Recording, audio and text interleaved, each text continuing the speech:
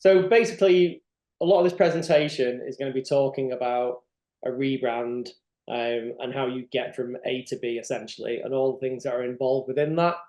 Now, rebrands can happen for a number of different reasons. It could just be that you're looking at your overall identity and you're starting to realize that maybe it needs modernizing.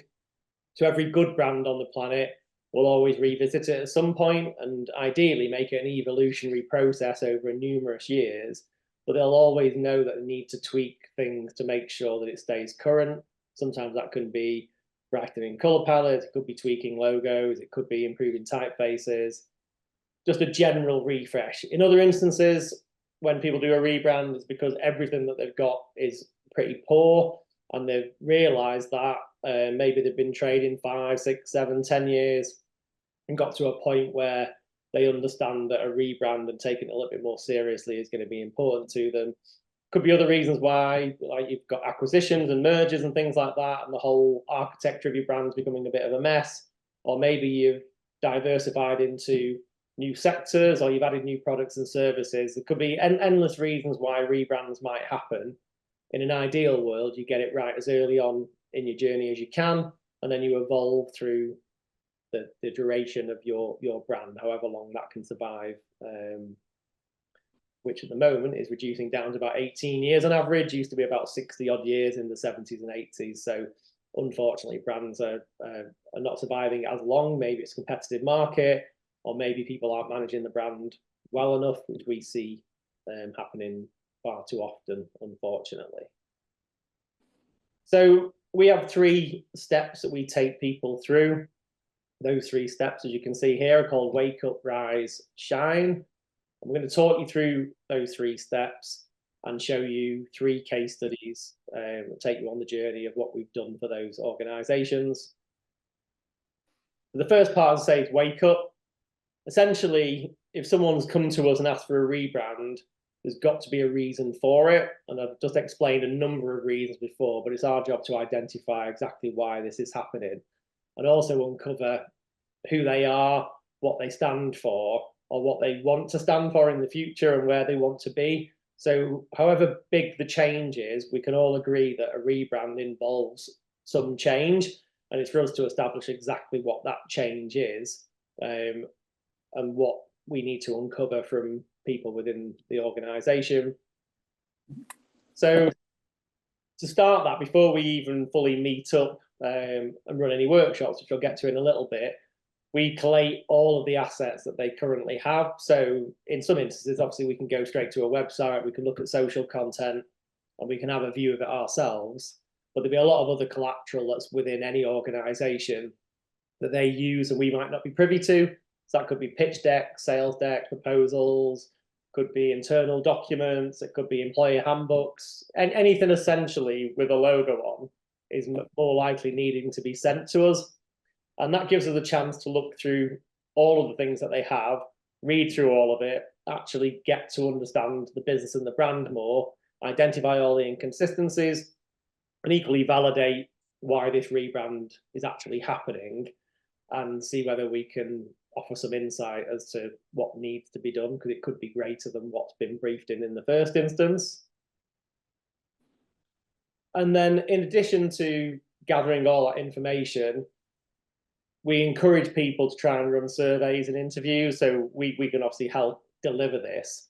But instead of just a few people deciding that rebrand is required, and we all might be able to agree that is the case, people have their own opinions to why.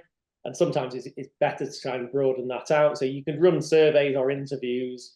You can do that internally. You can do it with different team members from different divisions and departments within the organization to get a broader view of what people think about the current brand and maybe what they think the new brand could be.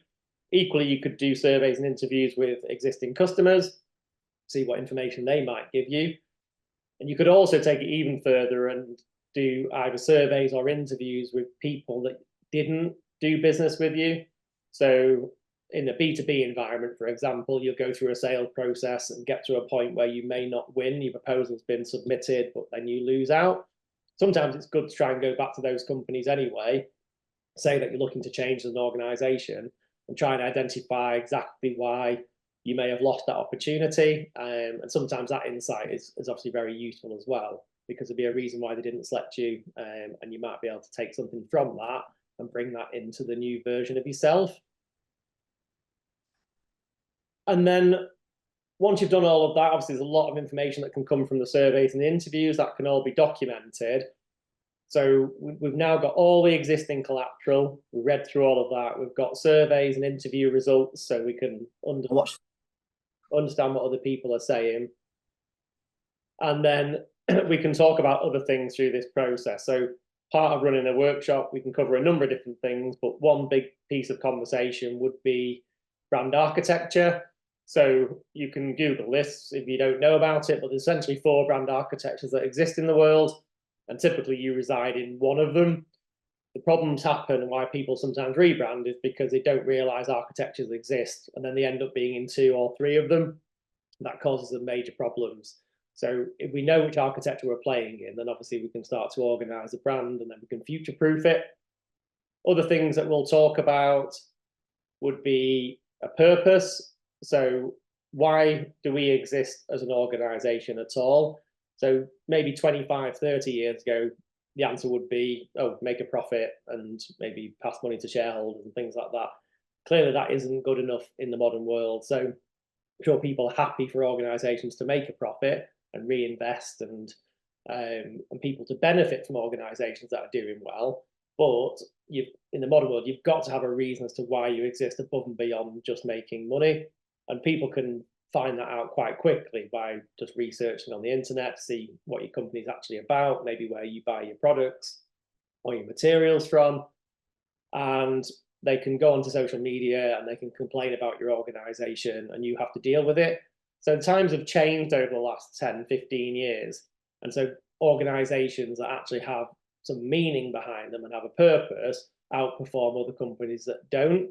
So if you can outperform them, then obviously you'll probably make a profit anyway, but you've got to have reasons for existence. So sometimes we'll ask questions as to why does anyone get out of bed in the morning, including the founders and leaders? Why are we getting out of bed and going to work or working for this brand? What is it we're ultimately trying to achieve? So it's a big why question, essentially, really important. And once it's been defined and agreed, which we help our clients with, the purpose should never really be delivered. It's something that you get up for every single day and keep fighting for.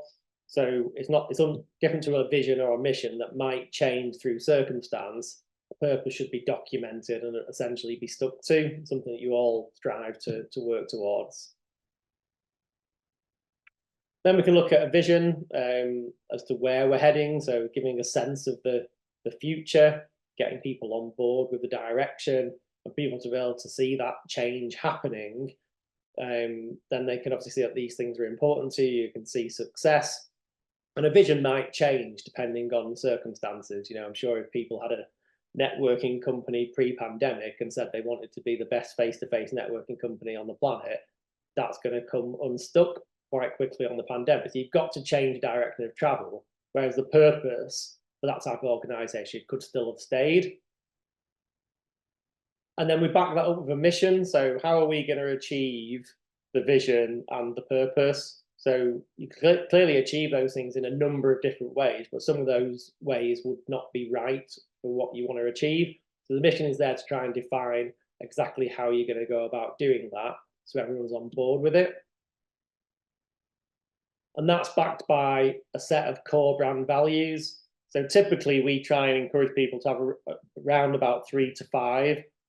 We have a view that more than that, it becomes hard to remember. And if any of this strategy becomes hard to remember, then it means people can't action it because they can't remember it. So that means it doesn't really go very far. If people can actually remember the values and the purpose, and all of it's really succinct, and it's got as few words as possible, it means that on a day-to-day basis, people can actually start to talk about it quite freely, and it can encourage decision-making across the whole organization. So far too often, brand type work and values and purpose and things like that often seem to just sit with a marketing function more than anybody else, as if it's their job to deliver it. And for us, it's the whole organization's job to make sure that they're on board with it. You know, finance, ops, sales, everyone needs to understand why the strategy exists so that in their own role in the organization, they can come up with ideas and thoughts around those values and how to celebrate them. Some of those innovations could be really short and they could be delivered within 24 hours. Or other innovations might be quite big and they get pitched back into people. It could be a 6-month delivery plan. But as long as they're all shaped around the keywords and the strategy of the brand, then we're all going to get a little bit closer to it. And if people come up with ideas and thoughts and they get implemented, then obviously everyone in the team starts to understand that these things then become important. But it needs to be across the whole organization and not just sat in a marketing department, because it's just not going to go far enough or embed itself strong enough within the organization.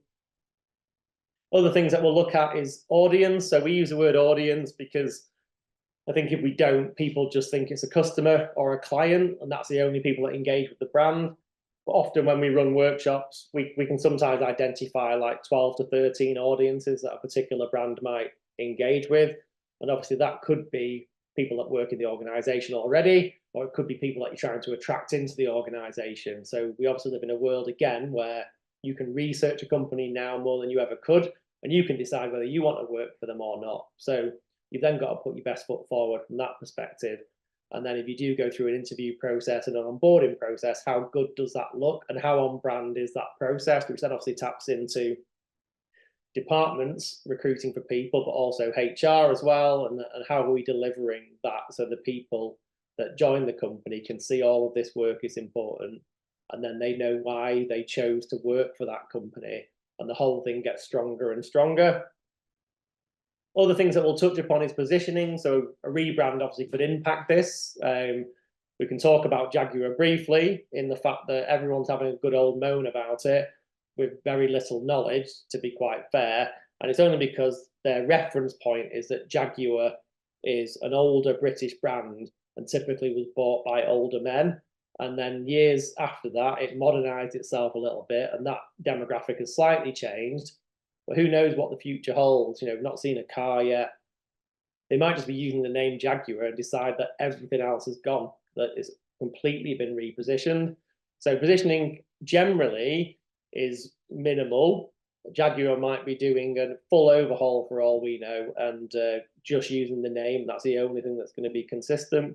So we'll wait and see how that plays out. But positioning obviously is a really important part of the process. It impacts all parts of the organization. Obviously from an identity perspective, design tricks would help positioning to say that something is either luxury or something is very cheap. But then internally, you need to make sure that your customer service can be high in both of those experiences. It's just how efficiently you deliver it, and then your products and your price would need to match that as well. So it's getting consistency across the board, which is the whole point of developing a strong brand. Personality. So how do we come across as an organization? That could be the spoken word, how you answer a phone. Could be an email, how you respond to emails and how you create that language. Could be content on a website or social content. Personality can come across in a number of different things through movement and color and things like that. But obviously the written language or verbal language is a big part of it. And if an organization decided to say welcome to, or someone else said, hey there, then it's the same message, just two very different companies. So that gets into the tone of voice and how we come across as a brand. And then there's other things like visual style. So obviously, as an agency, we're expected to then deliver the visual identity or the brand identity through this process. But in the workshops, we will encourage people to do a magazine tearing exercise.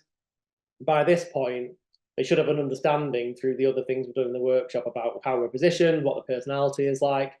And so they get the opportunity to tear things out of a magazine that they think are appropriate for this new version of their brand.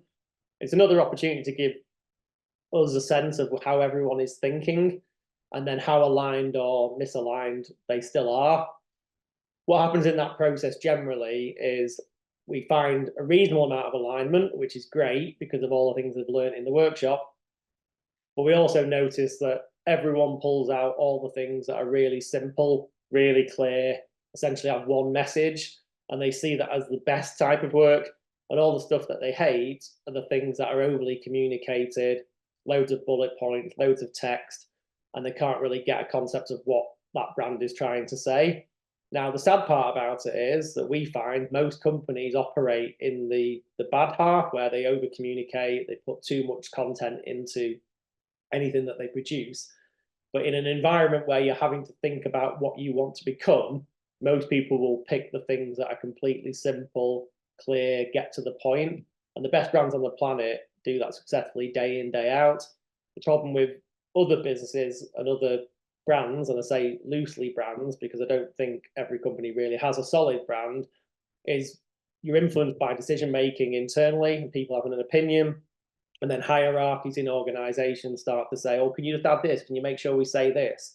And then it waters down any kind of key message.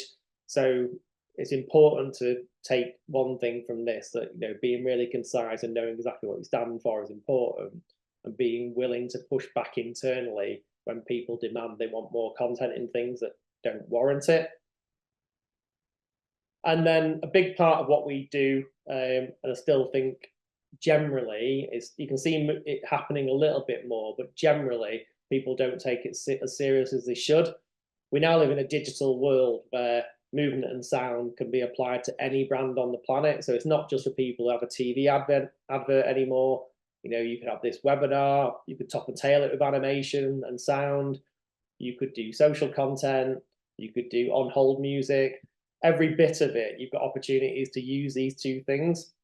And they're important to humans, you know, they're sensory. It's why people have sat in the lounge and watched TV for years.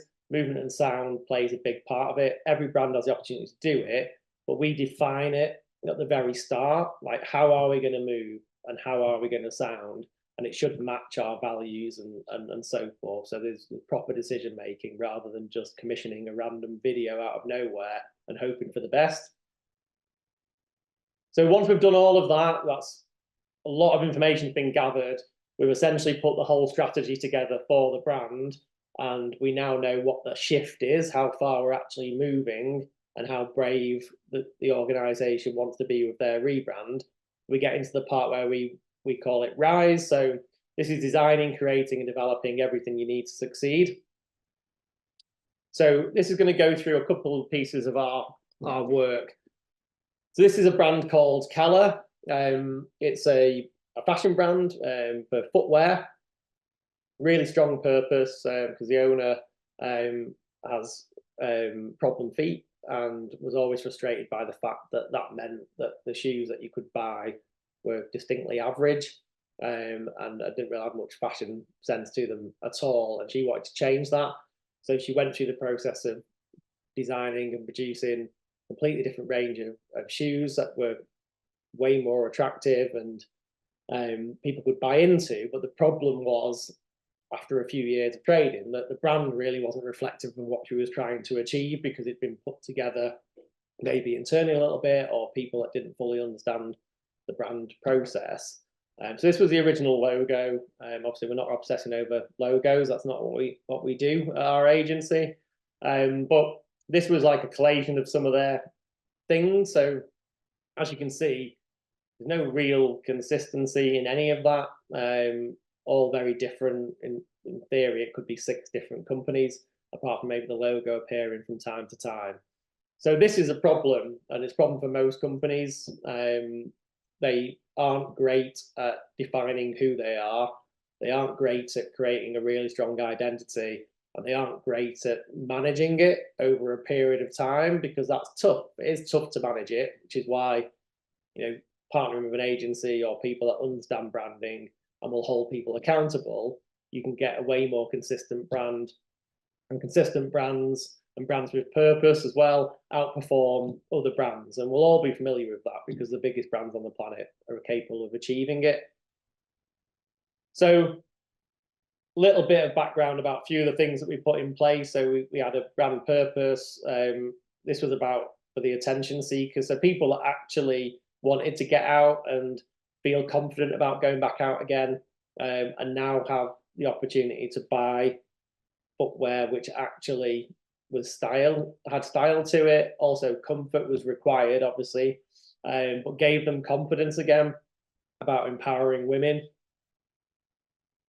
And then we had a vision of comfort's a given, but we don't take it for granted. So you could argue that any shoe should be comfortable. That should be its minimum goal. But this was about the style and the design and giving confidence to people, so they could enjoy themselves and get out and about again. So our shoes will steal the spotlight, our bravery will embolden, our customers will feel beautiful again. So this is all coming from the founder that felt trapped before that she went down this particular path. She had a mission of deliver joy and wonder at every step. Was making that special shoe search easy. It's that magical lift when slipping it on. It's that wow moment every time. So we then, this is a cut down version, but we're looking at some of the values leading through the heart and mind. Never compromise, innovate, don't intimidate. And then from there, and all the research that we've done that I went through before, we would try and come up with a core concept. So in this instance, we came up with this idea about raise up, and the idea being that this was the opportunity to give women the opportunity to feel empowered again, make their own decisions, to be able to go out and do what they wanted to do, give them a platform. And it was all this positive side of kind of essentially going in the right direction.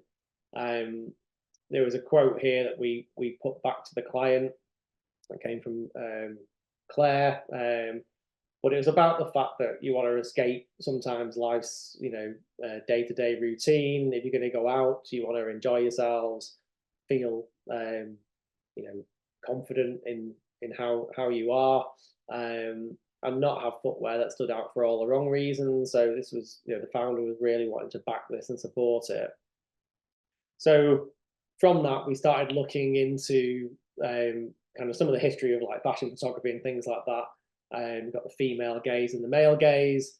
And we found that quite often, if it was a landscape of male photographers, photography can quite often be shot in a way where it's looking down from the camera and suppressing.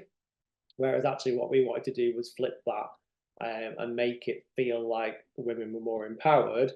And the art direction that we then chose was to take photography that was coming from below, and women were like over the camera a little bit more. So it gave a strength of character, but it also, in this instance, because of being footwear, gave the opportunity for the product to be front and center. And in a market where quite often things look quite similar, the art direction also allowed us to get some distinction and stand out.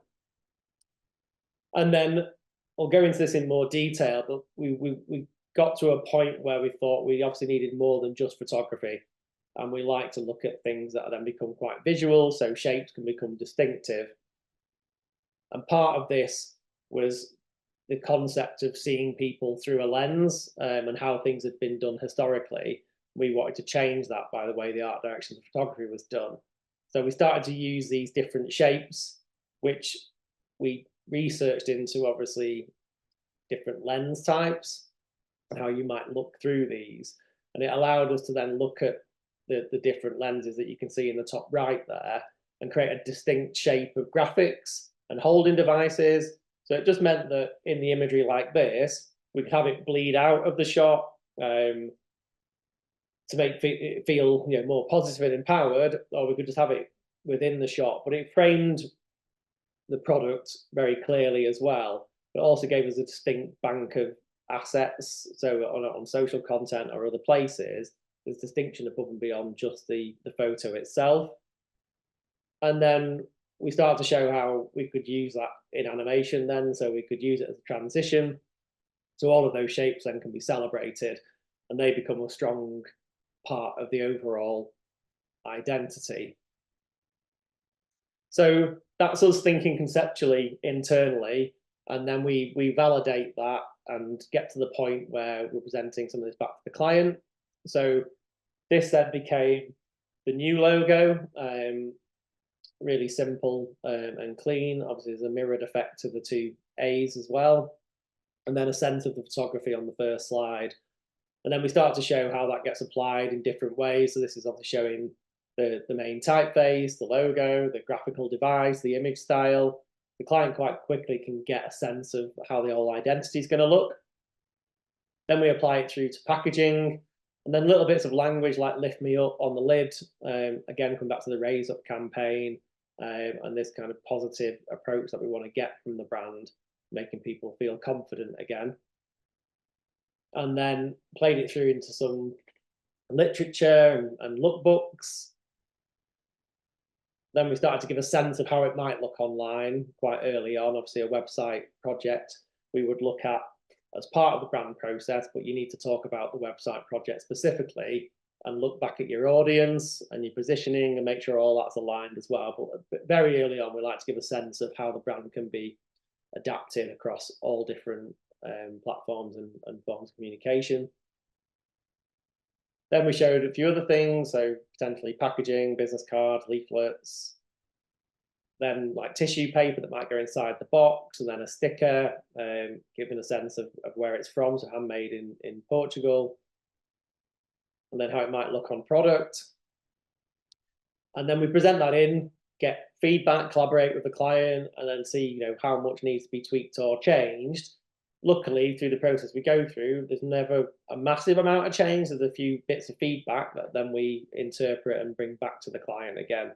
So as we're getting towards validation of the concept and the overall identity, we'll then be working with them to say, okay, what are all the things that we need to apply this to so we can get ready for a launch?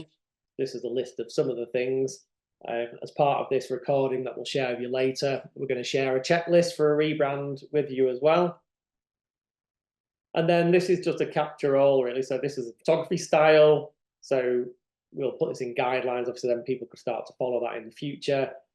We then start to look at how it's applied across print, how it might work in advertising. So one thing you might notice here, if you remember the logo that we drafted in the first presentation, there was no bar on the A. The client talked about this quite a bit and eventually was asking us whether we could explore a bar on the A because they just wanted to make sure that people knew that it was two A's. So in the end, we came with this stylistic approach where the A's will still have that mirrored effect to them, but they at least have the crossbar in play. That was probably the main decision and main tweak in this particular identity. Then we show how it works across all of the packaging, then the visuals for the website.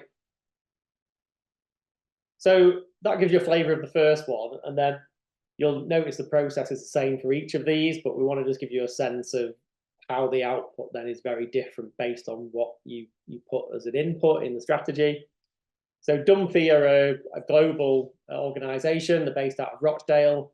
They manufacture burners for industrial boilers. So some of their burners to power boilers would be in the likes of the Shard in London or big hospitals across the UK. Like I say, they're a global organisation, so they'll manufacture and distribute to places like Australia as well. At the very start, they probably had about 6 or 7 logos floating around, general comms, and also around the manufacturing plant in Rochdale. You can see some of it here, inconsistent. There's a serif font on the back of the high vis there. So never really thought through from a brand perspective. Although they had made sure that all the burners that they produced were painted blue. So they had a strong recognition from a product perspective, but not much going on from an identity perspective. So again, we had a purpose. This was all about saving time, money, and energy by driving down fossil fuel consumption. So a lot of their products are being reinvented to deliver through hydrogen instead.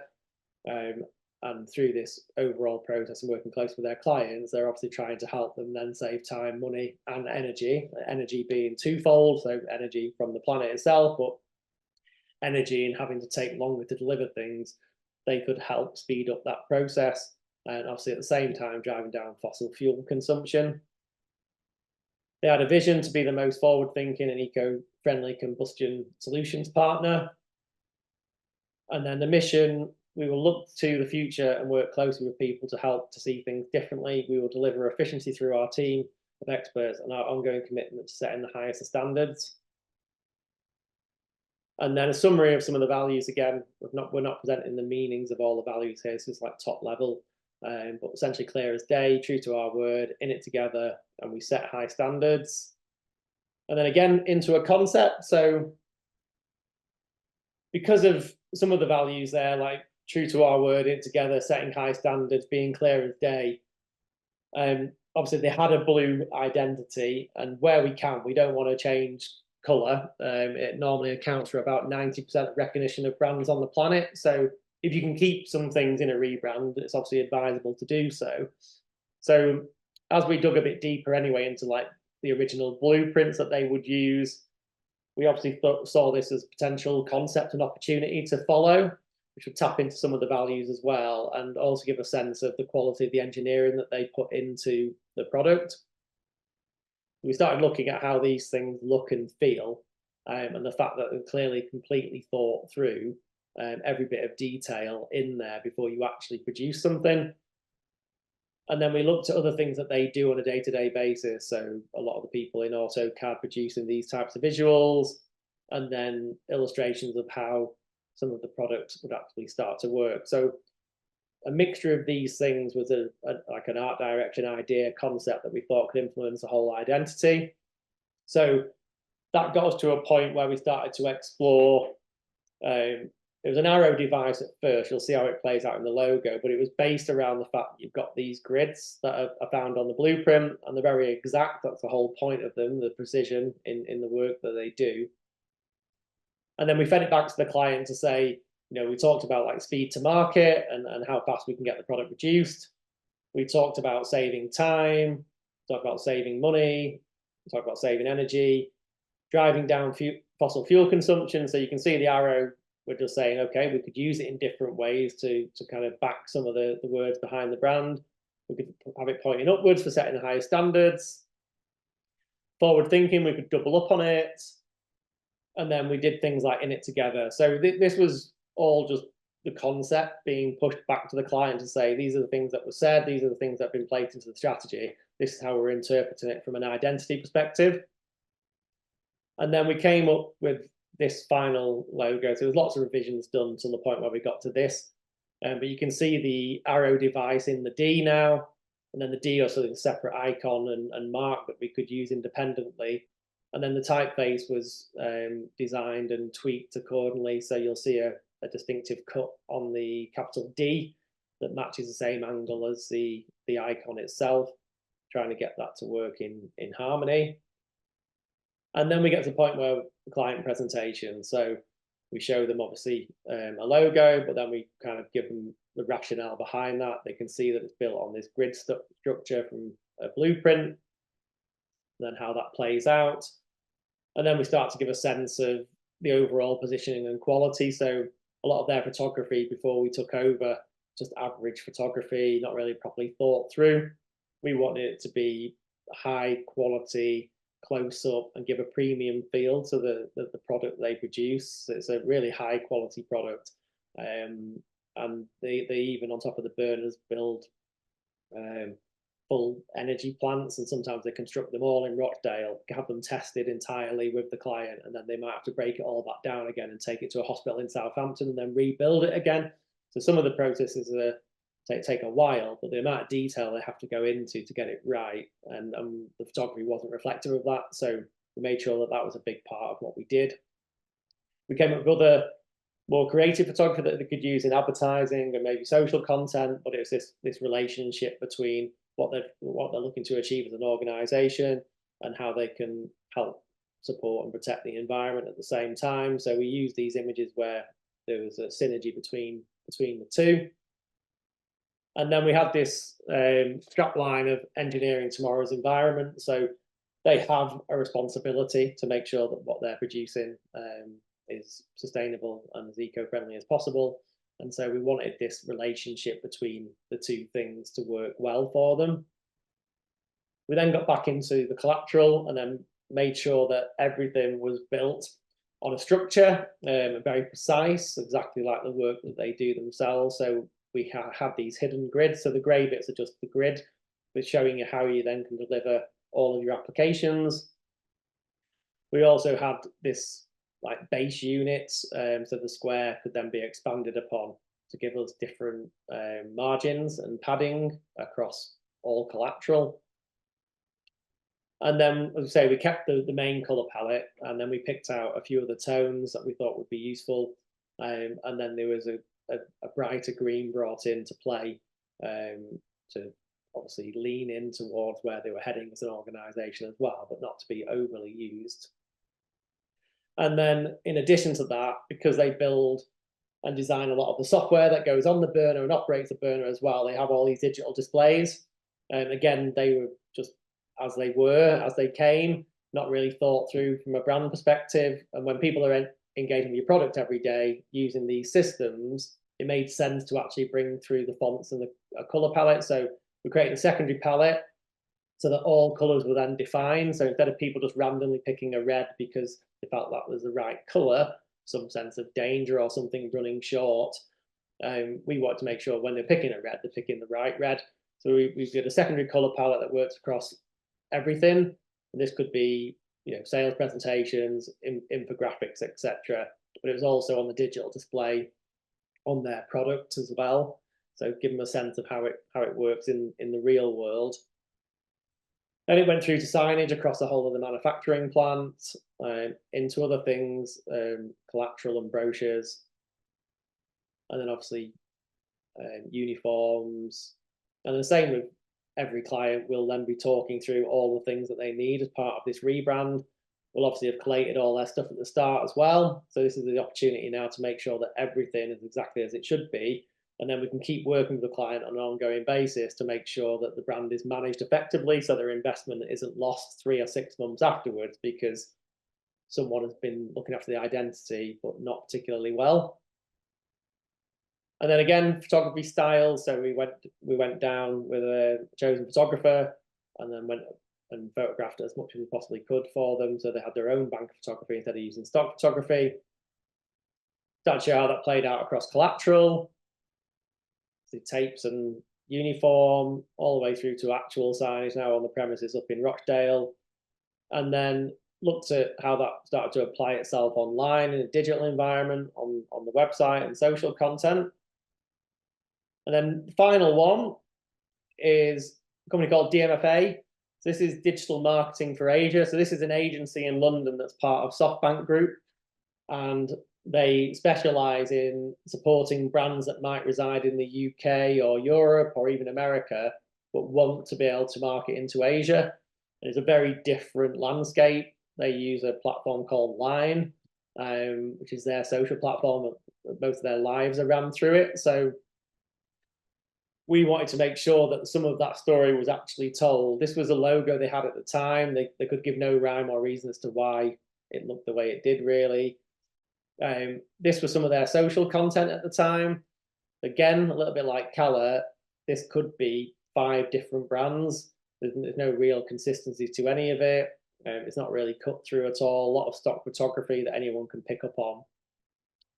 And so, again, going through the process of why we're going to change it, we had a purpose of we expand your potential by working alongside you. So this could be M&S, for example, might want to get into the Asian markets and into Japan.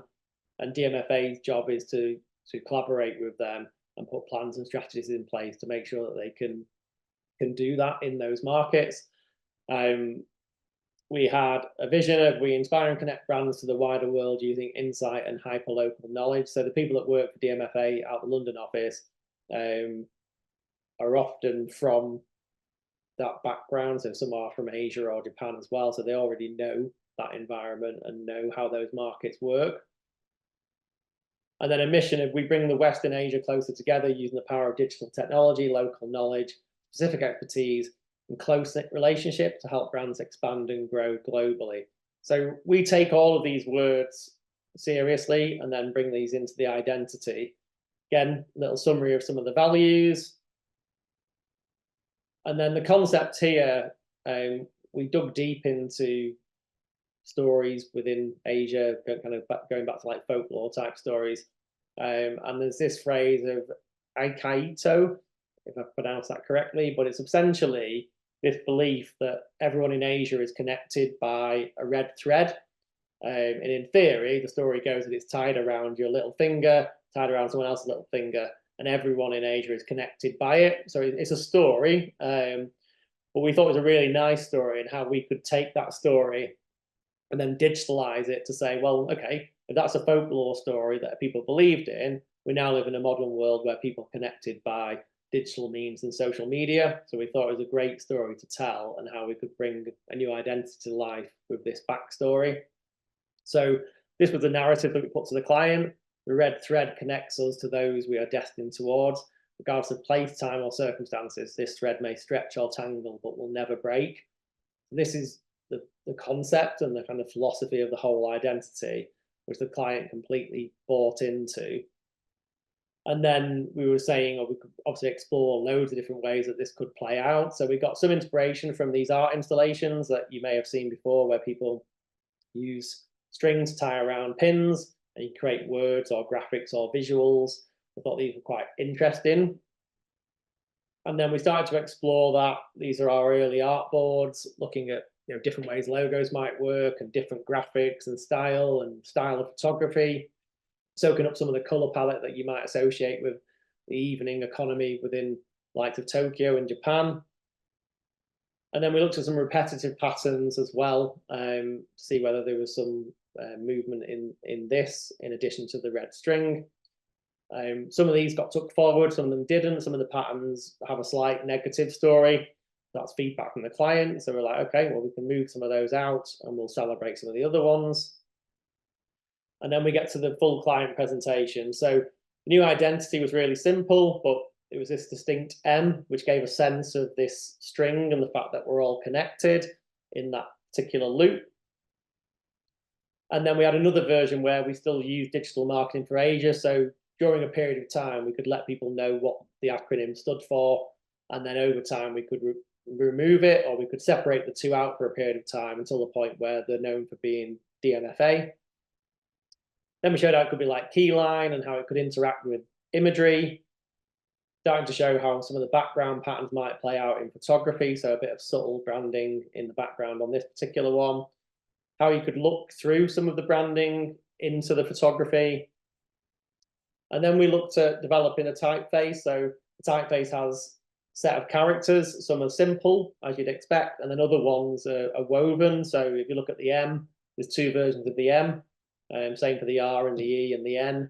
So it allowed us to bring the concept through to some of the type. It's not always appropriate, but there's times where that could work really well for us. So you'll see in instances like this where we start to suggest certain bits of social post, how some of the graphics in the background suggest this kind of red string, how the illustration style reflects it as well, and occasionally how we switch out one of the letters from being a simple letter into one that feels like the idea and the concept behind it. And then we started to express how that might play out in graphical illustrative animations, and how we expect the movement to play out as well. And then we start to get into collateral, so you start to see how the typefaces, colors, and fonts and logo all start to come together, how that might work in advertising. We also take it further to say to them, look, in reception in your offices in London, you could do things that are actually those art installations that we saw at the start. So they could map out offices globally, or it could be a timeline of a journey that they're going on. So actually, when you step into the reception area, there's something that's worth talking about. And then obviously the concept can be a living, breathing thing as well. Again, identify all the collateral they need for launch, and then we would work through all of that. And then in this instance here, obviously, we went on to design and develop the whole of the website for them, and did all digital guidelines as well. So their guidelines reside within browser. Anyone in the world can access them, and then you can download assets from them at any point in time. Showed how some of their merch would work. So they obviously bought into, so they have these in their offices. Gets the team involved in the rebrand as well, and understand the overall story and concept. And then showing how that plays out in broader advertising. And then we worked with an illustrator to produce a lot of these visuals, so we could tell a full-on story and the concept to people. But then obviously we could use these illustrations static or as mini micro animations to make sure that they're consistent throughout all the content that we produce. This is the flavor now of how things start to play out. So these were like presentations, probably PowerPoint type presentations, but making them feel not like PowerPoint. So it gives you a flavor of how we tackle it. The process is the same. The input and the output is always very different, but the output is based on the strategy that we put together at the very start. This is a summary. The values are at the bottom of each of these. The idea being that we will obviously look at all the words and all the strategy, but the values are really important to us. It should be important to every organization, as I said at the start, across all departments, not just for marketing or designers to use, but we take them very seriously in all of our design decision making. So why we pick a font, why we pick a color, why we have a tone of voice, all of it should be driven through the words behind the brand. So that's a little capture all to finish. Dave, as I said, just quickly, we've got a few questions in the chat. I don't know when you would like to run through those, if you're happy to do them now. Yeah, so I've nearly basically done now. So we're going to send an email afterwards with a number of bits of resource for you. Also have a link to a toolkit, which basically covers all things that I've spoken about. So there's a big thanks there, and then we can open up to some of the questions that we've seen filter through. Okay, so we will start with the first question, which is from Clive, and it says, what is the typical timeline for a rebrand? Yeah, good question, Clive. We get asked that all the time at the very start. It'll all depend on the size of the organization, and it'll also depend on the shift from one thing to another. So all being well, and if the client's working in harmony with us and they're delivering on what they say they will deliver, you know, a typical rebrand that we'll work through might be 3 to 4 months or something like that. I think sometimes if it's a smaller company, obviously things could be done a little bit quicker, but they're a big process. There's a lot to go through, and that gets you to like the identity. Obviously, then you've got implementation. So again, depending on the size of the company, you might be only applying it to a few things if you're a smaller organization, but if you're a national brand or a global brand, then obviously the implementation takes a long time. And I'm pretty sure McDonald's are probably still rebranding some of their stores globally. There's probably still a few red and yellow ones out there with plastic seats. So, you know, for big brands, it'll take a long, long time. But yeah, a 3 to 4 month plan would work well. And it gives us momentum then, rather than it being really drawn out. You want to try and take as much of the information at the start and make sure it's consistent at the end. So hopefully that gives you a rough idea, Clive. Perfect. And then one from Ellie. So when you get to the visual style part of a rebrand, would you present just one concept or a few concepts to a client? So as an agency, and my stance on it over 28 years of doing it, we work hard to try and work through to one core concept. But what we do allow is collaboration with the client. So even in the very early phases where we might be slightly unsure, you know, we're thinking of a few things and we've got a few rough ideas and rudimentary kind of designs floating around, we can open up that as a collaborative discussion, see whether anything that, you know, other people see that maybe we haven't seen, or maybe they see some of the stuff and they get complete confidence in a particular direction or a particular thought or concept. And then as an agency officer, that gives us the ability to drive that one forward even further. But I've seen it far too often where people will say they'll do 3 ideas. The problem with that, doing 3 complete ideas, is you'll probably favor one as an agency anyway, because you know it's the strongest one. You've then got to put time and effort into the other 2 just because you said you'll deliver 3. And then often the client will say, oh, I like a bit of that and a bit of that. And then they want to combine them. The agency obviously doesn't really want to do that because that's not good practice, but the client might want it to happen. So actually by presenting 3, you end up with a brand that's more fragmented. And the whole point was to go through the process of the rebrand was to come out with something that's really tight and really strong. So we try and guide it through to one concrete concept, one concrete idea, and put all our energy into that, and then take the client on that journey. Perfect. Thank you very much. And then Paul has asked, what are some of the best rebrands you've seen, either managed by Dawn Creative or otherwise, and why? Oh, good one. I think there's lots, to be honest. I mean, unfortunately, going back to what I was saying before about companies can be under attack now, through a purpose and values, people can find out what an organization is about. As we see with Jaguar or Airbnb as well, which was 10 or 12 years ago, everyone's brilliant on the planet now at just attacking this industry. So any rebrand, everyone's got a view on it, everyone's got an opinion on it because it's out there for people to see. Most people's opinion are based on absolutely nothing. They don't know anything that's gone into it at all. So I find I try and switch off from it myself from that perspective. But I think a lot of the work that is done across the UK in particular, I think we're very good at going through this process in the main. In the past, I've liked the rebrand of Deliveroo. That's, for example, that was a big change. Again, and no doubt that got some abuse as well. But I thought that was a really fresh, modern, vibrant rebrand and completely repositioned them and improved growth over time. I quite like the freshness of the Airbnb one. But in addition to that, like the identity, the process you go through for Airbnb and the booking process is really clean and simple. And so things like that are thought through as part of a rebrand as well. It's not unfortunate as people see it, logos and colours, and people get on the high horse about it. I personally think a lot of rebrands are good and well thought through. I just think they come under attack, unfortunately, because people think they can do it from behind their screens. Yeah, definitely. Okay, and then Imi has asked, do you have an average amount of time that you spend conducting your own research of a brand after the client workshops, or does it vary by project? Say that again, sorry. Sorry, do you have an average amount of time that you spend conducting your own research of a brand after the client workshops, or does it vary per project? It can definitely vary. Again, a lot of it will be size and scale. Sometimes you may have smaller organizations that have brought 3 or 4 people to the table. Other times you might be running workshops with 12 people.